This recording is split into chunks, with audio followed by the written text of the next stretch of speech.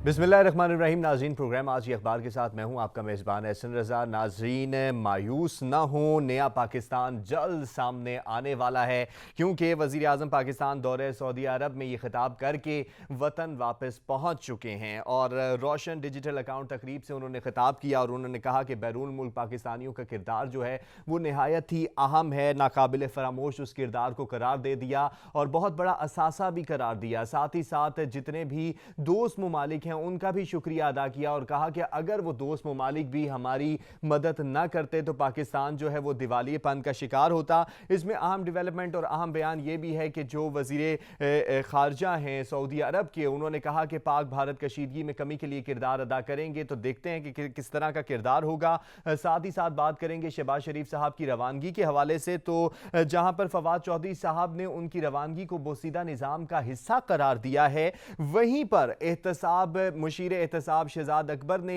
55 volume जो हैं वो सबूत के तौर पर पेश कर दिए हैं कि, और ये भी कहा है और शहबाज शरीफ साहब पर ये इल्ज़ाम धर दिया है कि शहबाज शरीफ साहब जो हैं अदालत को गुमराह करते हैं और कामयाब हो जाते हैं। आखिर कामयाब कैसे हो जाते हैं? क्या हुकूमत जो है पहले दलाइल देने में नाकाम रही है? इस पर भी बात करेंगे। और दूसरी जानिब लीगी लाओ लश्कर के साथ शाहिद खान अब्बासी साहब भी मैदान में मौजूद रहे और उन्होंने भी ताबड़तोड़ हमले किए और उन्होंने कहा कि ये जो कागज़ लहराए जाते हैं और इकट्ठे कर लिए जाते हैं, ये फकत रद्दी की टोकरी हैं और कुछ भी नहीं है। नाज़रीन, आपके इल्म में है कि महंगाई भी उरूज पर है और ईद भी आने वाली है। ईद तो एक जानिब, पूरे रमज़ान मुबारक में किसी किस्म का रिलीफ हमें नज़र नहीं आया। रिलीफ के बहुत बड़े दावे वादे किए गए हमेशा की तरह, लेकिन रमज़ान मुबारक में भी महंगाई जो है वो अपने उरूज पर ही रही है। और चेयरमैन पाकिस्तान पीपल्स पार्टी बिलावल भुट्टो जरदारी साहब कहते हैं कि 8 करोड़ पाकिस्तानी जो हैं वो गुर्बत की लकीर से नीचे जिंदगी गुजार रहे हैं, उन्हें गरीब कर दिया गया है और आम आदमी की जिंदगी अजीरन हो चुकी है, बिजली की कीमत बढ़ चुकी है। वजीर आजम साहब, ऐसे नहीं चलेगा। लेकिन सवाल यह है कि कैसे चलेगा, क्योंकि इसका जवाब कोई नहीं देता, ना ही शायद किसी के पास है। मकबूजा फलस्तीन के ऊपर भी बात करेंगे, क्योंकि मकबूजा फलस्तीन में इस्राएली बर्बरियत जारी है। मस्जिद अक्सा में हमला किया गया, पुरतशद्दुद कार्रवाई की गई, मगर दुनिया खामोश है। जहां कल तक ब्लैक लाइफ मैटर की बात की जाती थी, पूरी दुनिया में मुजाहरे किए जाते थे, अमन की बात की जाती है, इंसानियत की बात की जाती है, लेकिन वहां फलस्तीन की आवाम की और फलस्तीन लाइफ मैटर की बात नहीं की जा रही। तो वजह क्या है? अमरीकी किरदार के ऊपर भी बात करेंगे, ओआईसी के किरदार के ऊपर भी बात करेंगे। जबकि तैयब उर्दगान साहब ने भी एक बयान दिया है, उन्होंने तमाम मुस्लिम उम्मा को खड़े होने की दावत दी है और उन्होंने कहा है कि हमें यह सोचना पड़ेगा कि फ़लस्तीन में इंसानियत बसती है, मगर उनका बयान ये खुश आइंद है। मेरा सवाल यह है कि हमें यह भी नहीं भूलना चाहिए कि बहुत से मुस्लिम ममालिक जो हैं वो इसराइल को तस्लीम कर चुके हैं। इन तमाम मौज़ूआत पर बात करने के लिए ओन शिराजी साहब हमारे साथ मौजूद हैं, सहाफ़ी हैं, कॉलम निगार हैं। ओन शिराजी साहब, प्रोग्राम का बाकायदा आगाज़ करते हुए आपसे पहला सवाल मैं यही करना चाहूँगा कि इमरान खान साहब ने कल रोशन डिजिटल प्रोग्राम से खिताब करते हुए कहा कि मायूस ना हो, नया पाकिस्तान जल्द सामने आएगा। सवाल ये है कि पाकिस्तान में मौजूदा हुकूमत को आए हुए 3 साल होने के करीब हैं, कुछ ही वक्त रह गया है। नए पाकिस्तान का नारा लेकर ये हुकूमत जो है हुकूमत में आई, मगर सालों गुजरते गए, नया पाकिस्तान नजर नहीं आया। कब तक नया पाकिस्तान नजर आएगा? वो कब जल्द आएगी? हाँ जी, ऐसा बिल्कुल आपने बिल्कुल दुरुस्त पॉइंट आउट किया कि वज़ीर-ए-आज़म इमरान खान की हुकूमत आए 3 साल तकरीबन होने वाले हैं और अभी भी जब हम सुनते हैं तो यही बात सुनते हैं कि आपने घबराना नहीं है, नया पाकिस्तान बनने वाला है, तब्दीली आने वाली है। आप हाथ से ज्यादा अपना टेन्योर गुजार चुके हैं बतौर वजीर आजम पाकिस्तान। और अगर बात करें वजीर आजम पाकिस्तान की मुख्तलिफ इदारों के साथ एक पेज पे होने की, तो इस वक्त जो हुकूमत एक पेज पे है, इससे कबल हमने इस तरह की सूरत हाल नहीं देखी। आपको तमाम इदारों की सपोर्ट हासिल है, जिसकी आप बाकायदा तौर पे इस बात को मानते हैं और आप कहते हैं कि जी हम एक पेज पे हैं। तो उसके बावजूद 3 सालों में, तकरीबन 3 साल होने को है, आपने कोई बड़ा इस तरह का कारनामा सर अंजाम नहीं दिया जिसे देख के बाकायदा तौर पे कहा जाए कि बिल्कुल कोई तब्दीली आई है। पहले 70 साल में ये नहीं हो रहा था, वज़ीर आज़म इमरान खान जो उनकी काबीना ने ऐसा किया है। लेकिन ये बात कि तो एक कारनामा जरूर मेरे ज़हन में आ रहा है, वो 70 सालों में इस तरह नहीं हुआ जो अभी हुआ। वो नया पाकिस्तान बना या वो तब्दीली आई है कि जितने इतने कम अरसे में, जितने वज़राए खजाना आपने बदल दिए, जितने आपने वज़रा के कलमदान बदल दिए, वजीर दाखिला, मुशीर, वो जो लोग आपने बदले हैं, ये यकीनी तौर पे आप तब्दीली, इस तरह की तब्दीली लेके आए हैं। आप कहते थे कि 17 से ज्यादा मैं वज़रा नहीं रखूंगा, 50 क्रॉस कर गए। आप कहते थे कि वज़रा जो ज्यादा रखे जाते हैं ये सियासी रिश्वत होती है, तो फिर जिसको आप सियासी रिश्वत कहते थे वो आप भी वही कुछ कर रहे हैं जो इससे पहले कर रहे थे। मैं यहाँ पर एक तो बात मेरे ऐड मैं यहाँ पर शिराजी एक बात ऐड करना चाहूंगा कि वज़रा तो एक तरफ मावरीन खुसूसी और मुशीरान की भी एक बड़ी फौज वहां पर मौजूद है। जी बिल्कुल है। असल देखिए, जब वजीर आजम इमरान खान अपोजिशन में थे तो उनका वन पॉइंट एजेंडे पे बात करते थे, कहते थे कि जब मैं हुकूमत में आऊंगा, हमारे साथ उन्होंने गुफ्तगू की, ऑन रिकॉर्ड की, आप रिकॉर्ड की। उन्होंने कहा कि जब मैं हुकूमत में आऊंगा तो आपको वज़रा की, मुशीरों की और ये मामलीन खसूसी की जो है वो फौज नजर नहीं आएगी। आज अगर आप देखें तो 3-3, 4-4 बंदे तो सिर्फ मीडिया के लिए हैं, वज़ारत इत्तलात को जो देख रहे हैं, उसके साथ साथ सियासी अमूर को देखने वाले लोग हैं। तो अब भी अगर इमरान खान साहब ये कहते हैं कि आपने घबराना नहीं है, यह तब्दीली आने वाली है, अच्छे दिन आने वाले हैं, तो मेरे ख्याल में वजीर आजम के पास कहने के लिए और कुछ नहीं है कि उन्होंने डिलीवर क्या किया है। उनके पास सिर्फ वही कुछ है कि अवाम को आसरा देना और अवाम को होप देना, और वो तो एक मोटिवेशनल स्पीकर भी दे सकता है। वजीर आजम का काम होता है वो बताए कि हमने ये कुछ किया है, आइंदा हम ये करने जा रहे हैं। सही। शिराजी साहब, ये भी जानना चाहूंगा कि कल रोशन डिजिटल अकाउंट से की तकरीब से खिताब किया, तो रोशन डिजिटल अकाउंट प्रोग्राम को किस तरह से देख रहे हैं, और साथ ही साथ वहां पर मौजूद जो बैरून मुल्क में बसने वाले पाकिस्तानी थे उनसे ये वादा भी किया कि आपके लिए हम काम करेंगे, और जो बैरून मुल्क पाकिस्तानी हैं वो मसाइल का शिकार है, उनके मसाइल को दूर करने की कोशिश करेंगे क्योंकि आप हमारे लिए बहुत बड़ा असासा हैं। तो इस प्रोग्राम को कैसे देख रहे हैं? और साथ एक और सवाल भी मैं इसके जोड़ रहा हूं कि बैरून मुल्क के पाकिस्तानियों का शुक्रिया अदा किया, तो वहीं पर जो दोस्त ममालिक हैं उनका भी शुक्रिया अदा किया और कहा कि वो ना होते तो दिवालियापन हो जाता, लेकिन जो उन्होंने पैसे दिए वो लगे कहां? ऐसा ना, मैं इस आपके सवाल का जवाब दो हिस्सों में दूंगा। एक तो ये चीज कि वहां पे जो ओवरसीज पाकिस्तानी हैं उनका शुक्रिया अदा किया।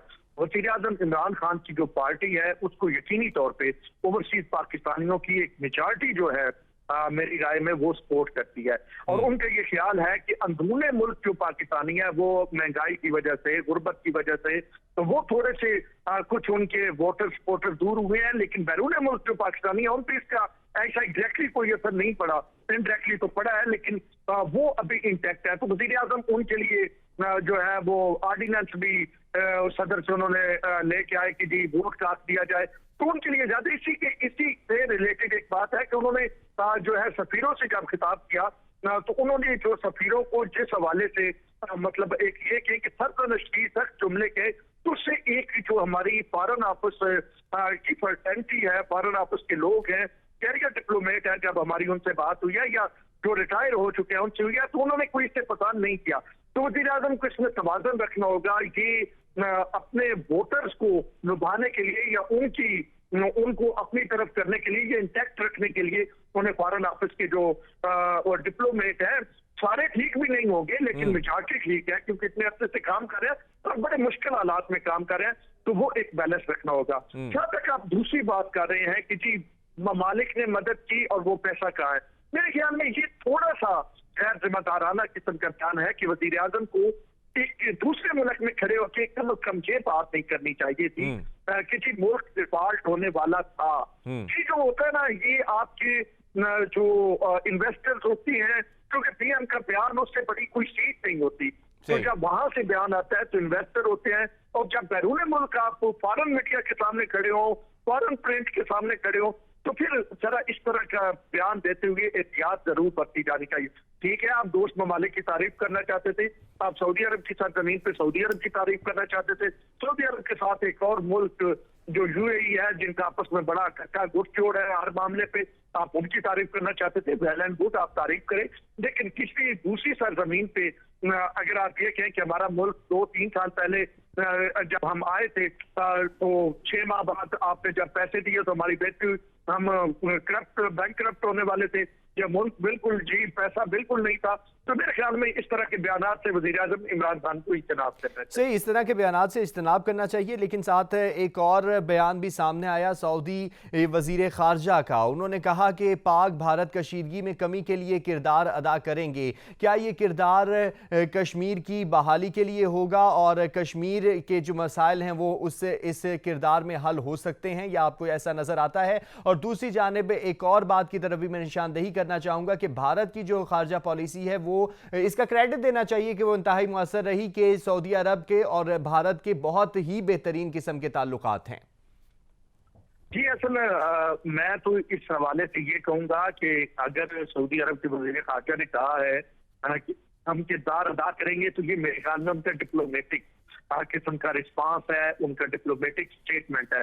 सऊदी अरब किरदार अदा कर रहा है, यूएई किरदार अदा कर रहा है। फॉरेन मीडिया अल जजीरा समेत दीगर मीडिया ये छाप चुका है कि पाकिस्तान के मुख्तलिफ हुकाम के और इंडियन हुकाम के बैकडोर राब्ते जो है वो अबू ज़ैबी में हुए हैं। और अबू ज़ैबी आपको पता है कि यूएई कोई काम तब करता है जब उसको सऊदी अरब की जो है आशीर्वाद हासिल होती है।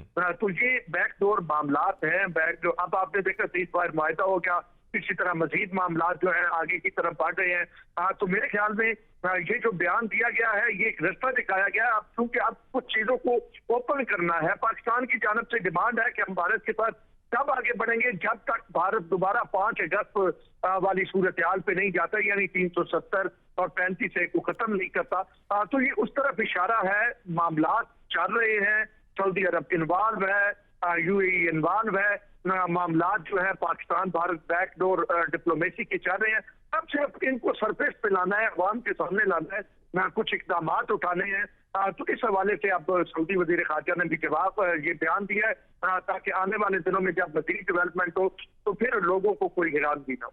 सही, वज़ीर आज़म साहब जो हैं ये दौरा मुकम्मल करके वतन वापस पहुंच भी चुके हैं। हम भी यही ख्वाहिश कर रहे हैं, जैसा कि इस दौरे के साथ ख्वाहिशात मंसूब की गई थी कि इसके बहुत ज़्यादा बेहतरीन किस्म के नताइज होंगे और ये दौरा बहुत ही अहमियत का हामिल है और अपनी अहमियत की वजह से इसको देखा जा रहा था। तो हम भी उम्मीद करते हैं कि बहुत जल्द इसके असरात नज़र आएँ। प्रोग्राम का सिलसिला आगे बढ़ाते हुए ऑन शिराजी साहब आपसे ये बात जानना चाहूँगा कि शहबाज शरीफ साहब की रवानगी जो है वो खटाई में पड़ती चली जा रही है। हुकूमत अब एक्शन में नजर आती है निस्बत, अगर उन्हें पहले एक्शन में नजर आना चाहिए था जब अदालत में ये मामला गया था। तो क्या वजूहात हैं कि हुकूमत जो है उन्हें जाने नहीं देना चाहती? असल में जो पहले बात हम कर रहे थे एक रिलेटेड, मैं अपने नाज़रीन के लिए जुमला जरूर कहना चाहूंगा कि वज़ीर आज़म का ये दौरा वाकई इंपॉर्टेंट बहुत ज्यादा था और उसके साथ मोहम्मद बिन सलमान का एयरपोर्ट पे आना, वज़ीर आज़म को वेलकम करना और फिर वज़ीर आज़म का जो ये दौरा था इसमें उनकी जो मुलाकातें थी OIC के सेक्रेटरी जनरल से और दीगर जो मुलाकातें थी वो जो उनका पिछला दौरा था उससे जो है डिफरेंट थी। तो ये दौरा ज्यादा आप ये कहें कि मुअस्सर जो है हमें नजर आया और यकीनी तौर पे इसके जो बाद में असरात भी हमें नजर आएंगे, इसके नताइज भी आएंगे। जहाँ तक आप शहबाज शरीफ की बात कर रहे हैं तो एक बात वाज़ेह हो रही है कि हुकूमत नवाज शरीफ से मरियम नवाज से उस अंदाज में खौफजदा नहीं है जितनी वो शहबाज शरीफ से है, क्योंकि शहबाज शरीफ हमेशा जो है वो मफाहमत की सियासत लेके चलते हैं। शहबाज शरीफ की मुख्तलिफ जो है वो हल्कों के साथ बड़े अच्छे ताल्लुकात हैं, उनकी गुड बुक्स में है। तो हुकूमत जब शहबाज शरीफ की जमानत हुई उसके बाद आपने देखा कि किस तरह के बयानात गुलजार की जानब से आए और अभी जब शहबाज शरीफ की बाहर जाने की इजाजत मिली तो फिर हुकूमत एकदम आप ये कहें कि सिलसिला सा पैदा हुआ, इर्ताश आया। हमारी मुख्तलिफ हुकूमती वज़रा से बात हुई, एक दिन में कैसे ही जो है इजाजत मिली। आपके वज़रा, आपके मामलीन खसूसी, आपके मुशीरान जो वज़ीर आज़म के थे सारे बोले, खुल के बोले और उन्होंने बड़ी तनकीद की, बड़े सख्त जुमले के। फवाद चौधरी साहब ने तो कहा कि जी अजीबो गरीब किस्म का निज़ाम है, गला सड़ा, इस तरह की बातें जो है वो सामने आई। तो इससे ये जाहिर होता है कि हुकूमत का ये ख्याल है कि शहबाज शरीफ अगर बाहर जाते हैं वो मियां नवाज शरीफ को किसी हवाले से किसी बात पे मुतमईन करते हैं और एस्टेब्लिशमेंट या दीगर हल्कों के साथ वो किसी अगर मामले पे पहुंचे हैं तो उसका यकीनी तौर पे हुकूमत को नुकसान होगा। लेकिन दूसरी जानब हुकूमत की जो प्रोसिक्यूशन टीम है या नैब की प्रोसिक्यूशन टीम है,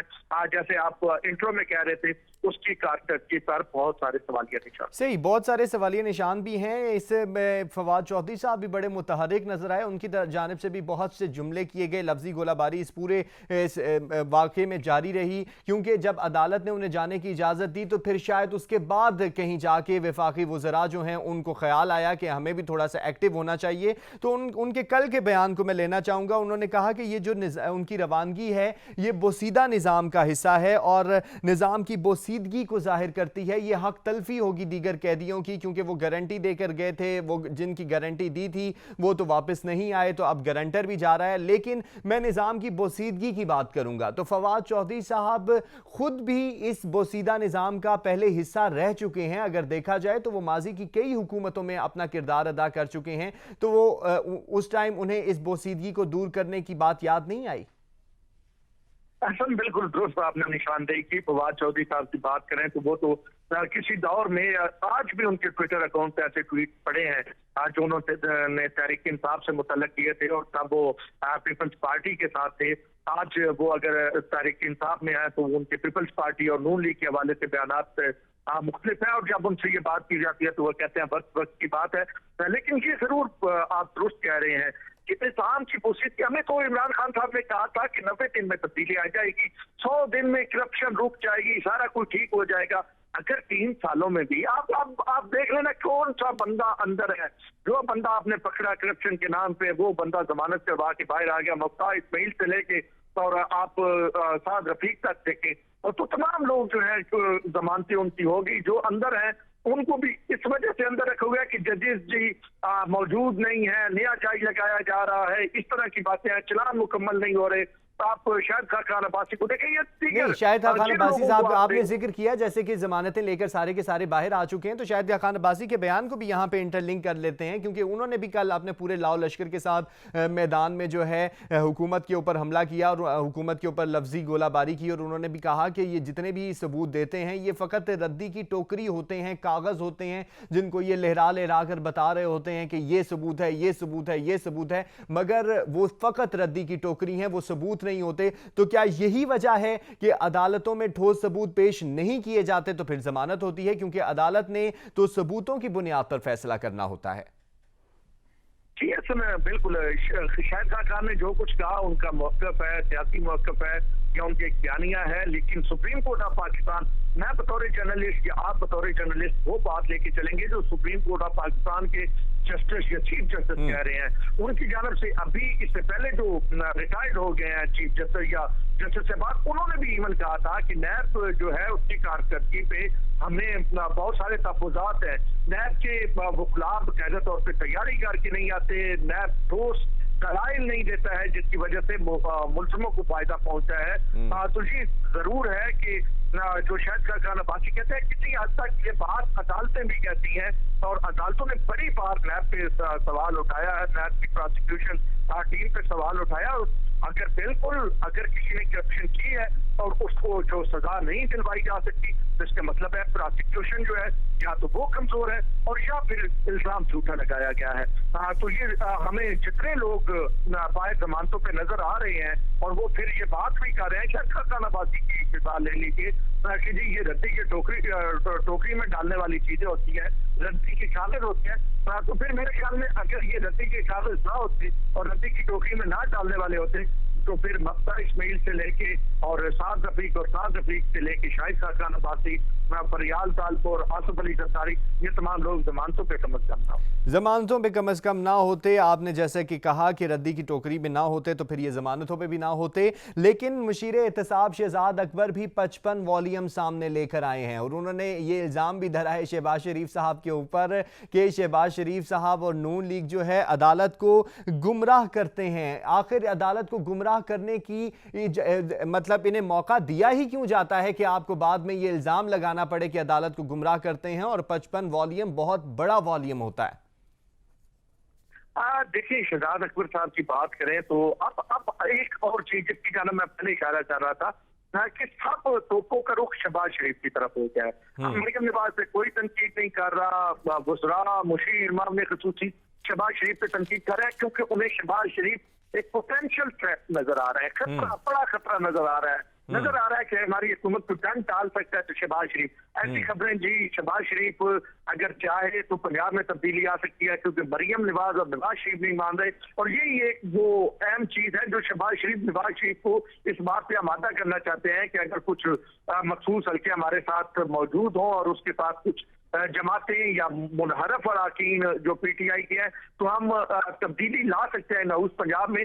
तो ये खतरा जो है वो तहरीक इंसाफ को वाज़ेह तौर पे नजर आ रहा है, और तहरीक इंसाफ की तमाम तोपों का रुख जो है वो शहबाज शरीफ की तरफ है। लेकिन दूसरी जानब शहजाद अकबर साहब की जो आप बात कर रहे हैं, शहजाद अकबर साहब ने जो है वो मेमन साहब को भी, जो साबिक DGFI थे, उनको भी एक लीगल नोटिस भेजा है। अब देखते हैं उनके खिलाफ केस कब करते हैं, क्योंकि उन्होंने तो उन पर बड़े जो है संगीन किस्म के इल्जाम लगाए हैं। और दूसरी जानब शहजाद अकबर साहब के पास अगर इतने ही वालियम है तो कम से कम अदालत ले जाएं, वहां पे साबित करें और वहां पे बताएं, अवाम के सामने रखें। नहीं, मैं इन वॉल्यूम के हवाले से आपको एक वाकया भी याद दिलाना चाहूंगा, आपके भी जहन में होगा, यकीनन होगा, कि अभी कुछ ही अरसा पहले वजीर आला सिंध मुराद अली शाह साहब के खिलाफ भी कोई इतनी ही बड़ी तादाद में वॉल्यूम वहां पे दिए गए थे, तो उन्होंने ये जुमला कहा था कि इतने तो प्लांट के क्या कहते हैं कागजात और सफात नहीं है जितने बड़े जो उसके ऊपर करप्शन एलिगेशन के मेरे ऊपर वॉल्यूम बना दिए गए हैं। और अदालत ने भी इसके ऊपर हैरत का इजहार किया था। देखें एहसन, आप भी बड़े अरसे से चीजों को देख रहे हैं, मैं भी देख रहा हूँ, नाज़रीन को भी आप सारी बातें समझ आनी शुरू हो गई हैं। खुल के पहले भी आती थी, लेकिन अब ज्यादा वाज़ेह हो के खुल के सामने आ गई है। एक भी डॉक्यूमेंट ऐसा हो, क्रेडिबल डॉक्यूमेंट हो जिससे प्रूफ हो रहा है करप्शन है, तो वो भी सजा दिलवाने के लिए काफी होता है। कोई 55 वॉल्यूम की जरूरत नहीं पड़ती, कोई आपको सैकड़ों हजारों जो है डॉक्यूमेंट की जरूरत नहीं पड़ती। आपको सिर्फ ये पेश करना होता है, आपको प्रूफ करना होता है। ये तो अगर आप इतने ज्यादा डॉक्यूमेंटेशन ले आएंगे तो इसका मतलब है कि शायद मुबैना तौर पे आप ही फैसला नहीं करवाना चाहते। मतलब अदालतों में ये होता है ना कि तो साइड ज्यादा जो है दरखास्त बाजी करे केस में, जो ज्यादा डॉक्यूमेंट दे, जजेस को टाइम लगे वो पढ़ने में, तो इसका मतलब होता है वो केस को लिंगर ऑन करना चाहता है, यानी केस को उलझाव का शिकार बनाना चाह रहे हैं। जी बिल्कुल। तो ये तो चीज उस तरफ जा रही है। अगर आपके पास प्रूफ है तो वो सीधे सीधे प्रूफ रखे जो है अदालतें बैठी हुई हैं, जजेस बैठे हुए हैं, उनके सामने आप रखें। वही जजेस हैं मौजूद सुप्रीम कोर्ट में जिन्होंने वज़ीर आज़म इमरान खान को साबिक अमीन करार दिया था, और आप उन जजेस के सामने रखें और यकीनी तौर पे इस जो मज़हब अदालत की जजेस हैं, जब उनके सामने डॉक्यूमेंट रखे जाते हैं और वो हक़ाइक़ पे मबनी होते हैं और उसमें किसी की करप्शन साबित होती है, तो वो फिर किसी को छोड़ते नहीं, अपनी डॉक्यूमेंट और अपनी प्रोसिक्यूशन को बेहतर करते। सही, बिल्कुल आप सही कह रहे हैं, क्योंकि अगर सबूत बावसूख हों तो फिर नतीजा और फैसला देने में भी जल्दी होती है, देर नहीं लगती। उलझाव का शिकार करने के लिए भी बहुत सारे डॉक्यूमेंट पेश किए जाते हैं। उम्मीद करते हैं ये जो 55 वॉल्यूम दिए जा रहे हैं ये भी कोई नतीजा ले ही आए सामने। थोड़ी सी महंगाई की बात करते हैं, ऑन शिराजी साहब, अवाम की बात करते हैं। ईद भी आने को है और रिलीफ के इंतजार में बैठी अवाम बस इंतजार में ही रही, क्योंकि अगर देखा जाए ईद तो एक तरफ, क्योंकि ईद पे तो हर कोई ईदी भी मांगता है, रमजानुल मुबारक में भी किसी किस्म का अवाम को रिलीफ नहीं दिया गया, वो दावे हवा रहे। और चेयरमैन पाकिस्तान पीपल्स पार्टी बिलावल भुट्टो जरदारी साहब ने कहा कि मौजूदा हुकूमत ने 8 करोड़ अवाम को गुर्बत की सतह से भी नीचे कर दिया है और आम आदमी की जिंदगी अजीरन हो चुकी है, क्योंकि बिजली की कीमत भी बढ़ चुकी है। तो उन्होंने साथ ही साथ कहा कि वजीर आजम साहब ऐसा नहीं चलेगा। तो मेरा आपसे यह सवाल है कि फिर कैसे चलेगा, क्योंकि इस कैसे चलेगा कोई जवाब नहीं दे रहा। असम बिल्कुल, देखिए जो महंगाई है उसने गरीब की कमर तोड़ के रख दी है।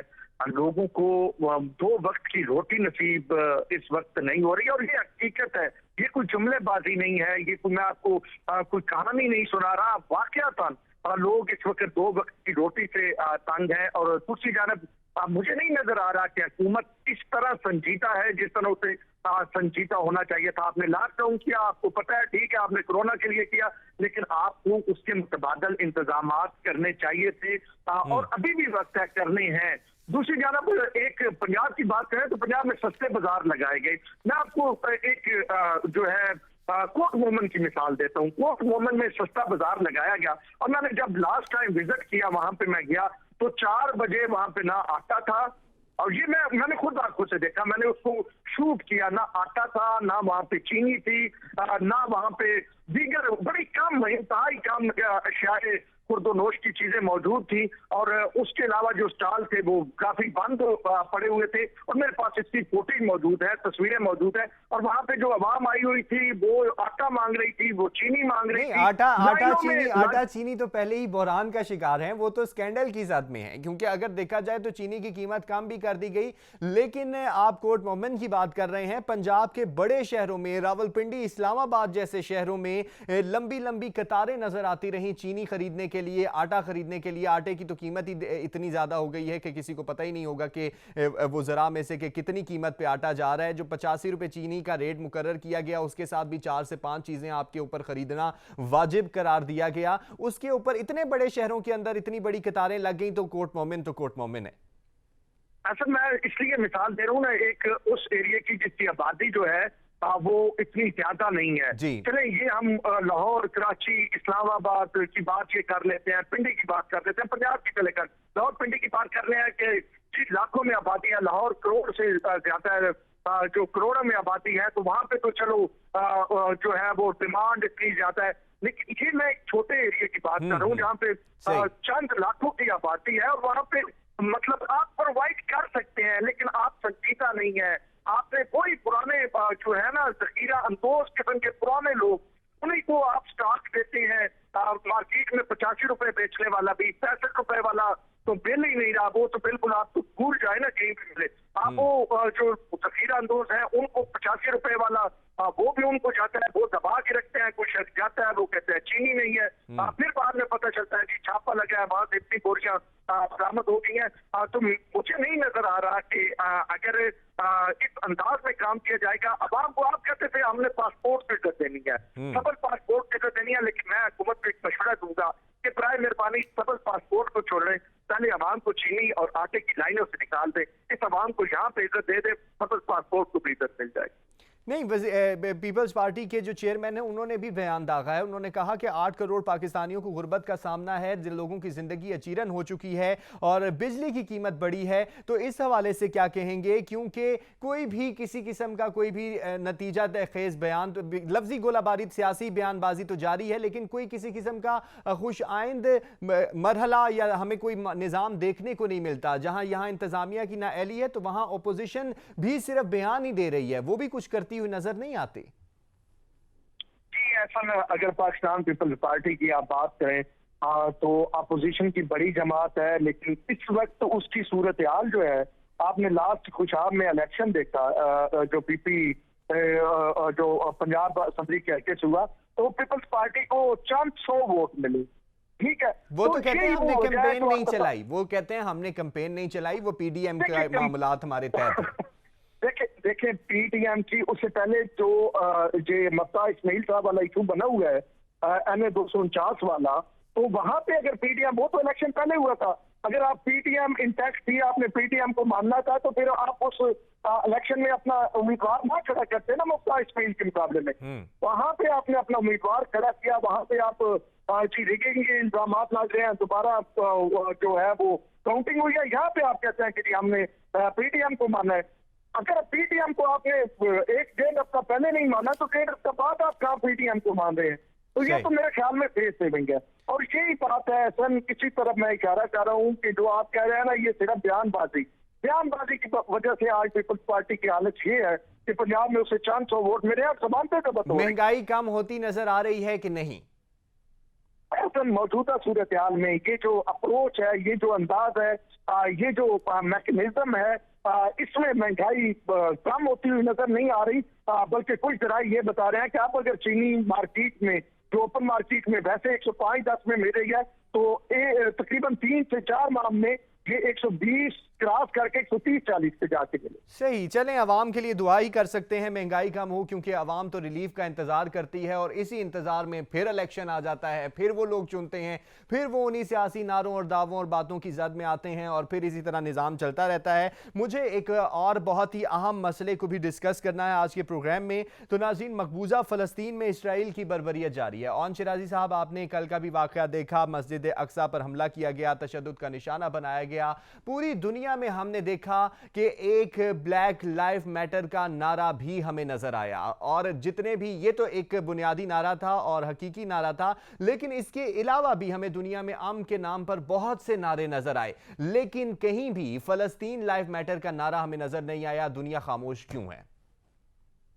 अच्छा देखिए, अगर ब्लैक लाइव्स मैटर का नारा लगा तो सबसे पहले उसके लिए आवाज ब्लैक लोगों ने उठाई थी। तो अमेरिका में उन्होंने एहतजाज किया, उन्होंने धरना दिया, तब दुनिया ने, बाकी जो वाइट अमेरिकन थे उन्होंने देखा, या दुनिया ने लेकिन फलस्तीनी भी एक अरसे दराज से एहतजाज कर रहे हैं।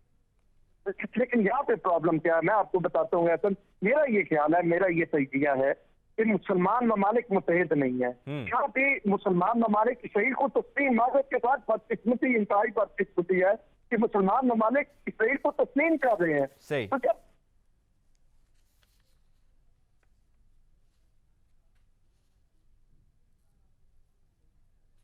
इस्लामी दुनिया के चैंपियन बनते हैं, उनकी जबानें बंद हैं, उनके होठ सिले हुए हैं और वो इस पर बात नहीं कर रहे हैं, तो कैसे हम उम्मीद करें कि दुनिया के दीगर ममालिक बात करें? पहले हमें अपना उस इन ऑर्डर करना होगा, पहले मुसलमान ममालिक को बोलना होगा, वो ऐसे को सख्त स्टैंड लेना होगा। अब इमरान खान साहब ने ट्वीट किया, या तैयब उर्दवान साहब ने कहा कि इकट्ठा होना चाहिए, और कितने ममालिक बोले हैं और कितने सरबराह ने हुकूमत बोले हैं। क्या हमें इसी तरह खामोश रहना चाहिए कि बिलावल पे जो सेहूनी साजिशें हो रही है, जिस तरह लोगों को जो है वो जख्मी किया जा रहा है, लोगों पे अटैक किए जा रहे हैं, घर छीने जा रहे हैं, और सारी फुटेज मौजूद है, वादे तौर पे नजर आ रहा है। और वो जहाज फ्लाइट की आप बात कर रहे थे, जो क्या बात था, उसी अंदाज में फलस्तीनियों के जो है गर्दनें उन पे घुटने रखे जा रहे हैं, लेकिन खामोशी है। इस खामोशी के पीछे आप देखें तो एक बहुत बड़ी वजह जो है उम्मत मुसलमा है। उम्मत मुसलमा को मुतहद होना। आप कश्मीर का मामला देखिए। सही सही, तैयब उर्दवान साहब के बयान को भी मैं लेना चाहूंगा, क्योंकि आप उम्मत मुसलिमा के इत्तेहाद की बात कर रहे हैं। तो तैयब उर्दवान साहब ने भी, जो तुर्की के सदर हैं, उन्होंने भी कहा कि उम्मत मुसलिमा को इसराइली बर्बरियत के खिलाफ उठ खड़े होना चाहिए, हमें मुत्तहिद होना चाहिए। मैं इस बात की दावत देता हूं सारे मुस्लिम ममालिक को, पूरी मुस्लिम उम्मा को, कि वो उठ खड़े हों, और किसी को नहीं भूलना चाहिए कि दुनिया में एक बहुत बड़ी इंसानियत जो है वो फलस्तीन में बसती है। लेकिन मैं यहां पर ये बात करना चाहूंगा, आपसे भी जानना चाहूंगा कि ये बहुत बड़ी दावत है, बहुत ही खुश आइंद बयान है मुस्लिम उम्मा पर, लेकिन मुस्लिम उम्मा पर सवालिया निशान भी यही है कि उनकी बहुत बड़ी तादाद जो है वो इसराइल को तस्लीम कर चुकी है। ऐसन जब से ये बयान आया है, आप बताएं उसके बाद क्या रिस्पांस आया दीगर ममालिक, खास करके उन ममालिक की इजाजत से जिनके दिल में इसराइल की कोई कुर्बत बसती है। अब मसूद हालात ने तो बड़ी चीजों को वादे कर दिया ना, मशक़ वस्ता की मौजूदा सूरत-ए-हाल ने तो बड़ा वादे कर दिया। तो जहां से आप देख लें कि उस बयान को कितना वेलकम किया गया मुसलमान ममालिक की जानिब से। सही अफसोसनाक बात यह है कि इसे वेलकम नहीं किया गया। ओन शिराजी, आप हमारे साथ रहे। नाज़रीन, दुआ यही है कि फ़लस्तीन के हालात बदलें, बल्कि पूरी दुनिया में अमन कायम हो। जहाँ जहाँ पर इंसानियत बसती है वहाँ पर जो है इंसानियत की फलाह के काम जारी हों। आज के प्रोग्राम से इतना ही, मुझे दीजिए इजाज़त। अपना बहुत सारा ख्याल रखिएगा। पाकिस्तान जिंदाबाद। अल्लाह हाफ़िज़।